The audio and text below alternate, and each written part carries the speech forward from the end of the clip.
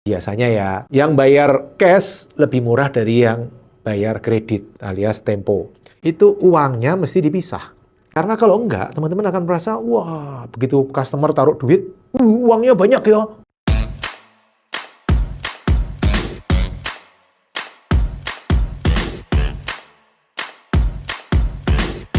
Halo teman-teman pengusaha dan calon pengusaha termasuk pebisnis. Gimana? Bisnis ekspansi bagus? Ketika ekspansi bagus, butuh modal nggak? Wah, kalau yang nggak butuh modal bisa ekspansi, top.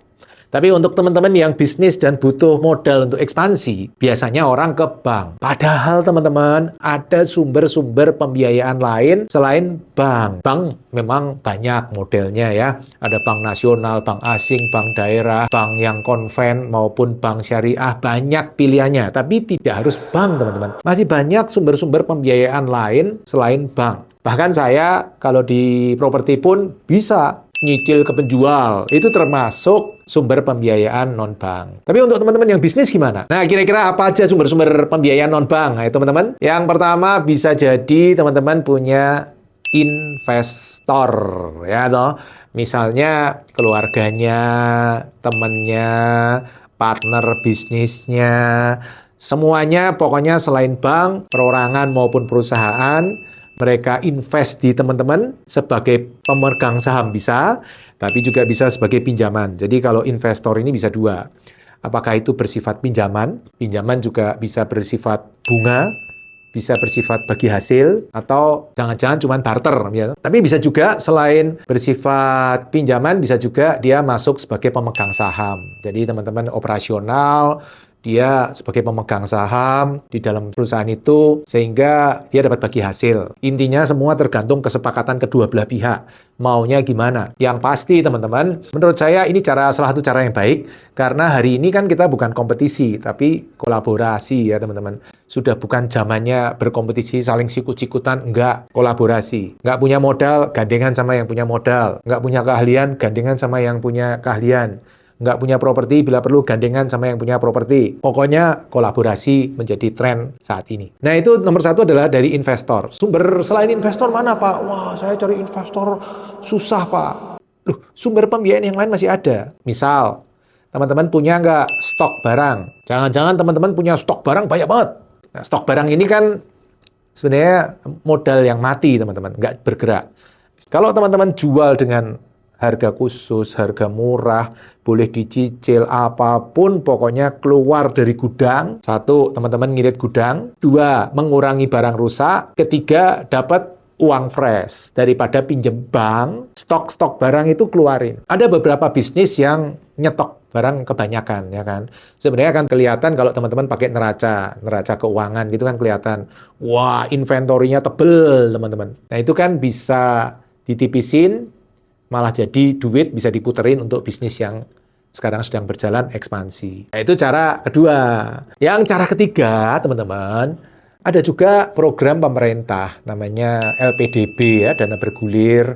Teman-teman minta aja ke Departemen UKM Koperasi itu, mereka punya dana di situ. Kalau teman-teman bersifat koperasi. Saya nggak tahu detailnya pasti LPDB, karena saya nggak pernah dapat LPDB. Teman-teman tapi bisa tanya mereka, karena ini adalah salah satu alternatif. Nomor 4, teman-teman, kita bisa dapat pembiayaan juga dari supplier. Supplier-supplier kita bayarnya mundur, misalnya sebulan. Nah, selama sebulan itu teman-teman pakai untuk modal usaha dulu. Nah, dengan cara ini teman-teman tidak perlu modal terlalu besar karena mereka kasih fasilitas TOP, term of payment ke teman-teman. Teman-teman tidak perlu pinjam bank untuk modal beli barangnya. Bisa jadi ngomong, ya udah aku minta bayarnya mundur ya sebulan. Nah, selama sebulan itu teman-teman bisa jualan. Banyak supplier-supplier, distributor-distributor yang mau kasih term of payment ke teman-teman. Bahkan saya dulu ketika jualan kipas angin ke toko-toko gitu ya, kadang-kadang saya taruh dulu barangnya bulan depan baru ditagih, itu juga ada. Jadi teman-teman nggak perlu repot-repot cari kredit. Tentu teman-teman, biasanya ya, yang bayar cash lebih murah dari yang bayar kredit alias tempo. Biasanya. Nah, teman-teman, tapi pilihan, kalau teman-teman ternyata bisa, wah daripada bayar ke supplier mundur sebulan, harganya lebih mahal 3%, mending saya cari investor, Pak. Saya kasih bagi hasil 1%, sebulan aja udah seneng mereka. Daripada saya ke vendor saya, supplier saya, yang bayar sebulan mundur, kena charge 3%, mending ini 1%, selisih 2% masuk kantong. Bisa gitu, teman-teman. Nah, selain bisa dapat pembiayaan dari supplier, kita juga bisa dapat pembiayaan dari customer, teman-teman. Oh, customer asik ya. Customer misalnya DP, ya kan? DP-nya dikumpulin. Atau bayar di depan. Misalnya teman-teman punya proyek baru jalan bulan depan atau 2 bulan lagi, misalnya jalan-jalan ke luar negeri. Jalan-jalannya 2 bulan lagi, tapi bayarnya di depan. Nah, itu kan kita bisa dengan uang itu bisa beli-beli lain ya, misalnya tiket pesawat, hotel, catering, apa kita bisa bayarin dulu. Nah, itu nggak perlu modal terlalu besar. Nah, teman-teman, untuk teman-teman kalau mau pembiayaan dari customer maupun dari supplier, saran saya, teman-teman, itu uangnya mesti dipisah antara uang kantor dengan uang pribadi. Karena kalau enggak, teman-teman akan merasa, wah, begitu customer taruh duit, uangnya banyak ya. Padahal itu bukan uang kita lagi, itu uangnya customer yang harus dibelikan barang. Termasuk uang dari vendor atau supplier kita kan. Wah, ini udah kita jual-jual, belum dibayarkan ke vendor, belum bayarkan ke supplier, belum bayarkan ke distributor kita, uangnya malah dipakai buat pribadi. Wah, ini masalah, teman-teman. Uang harus dipisah antara uang kantor dengan uang pribadi. Saya dari dulu selalu melakukan itu. Uang saya pisahkan. Uang pribadi saya, uang kantor, uang investasi saya, dan uang yang lain-lain saya pisah. Supaya jelas siapa yang rugi, siapa yang untung. Kalau uang pribadi saya ya terserah saya. Tapi kalau uang kantor tidak saya kotak-katik. Uang investasi juga tidak dikotak-katik. Nah, teman-teman, dari 5 itu ternyata masih ada yang lain-lain lagi. Masih banyak, ya kan? Kalau saya di properti pun bisa selain dari bank, bisa ke investor, bisa ke nyicil ke penjual, bahkan mungkin ngumpulin dari umum gitu ya. Misalnya dengan koperasi, bikin koperasi, bisa juga ya kan.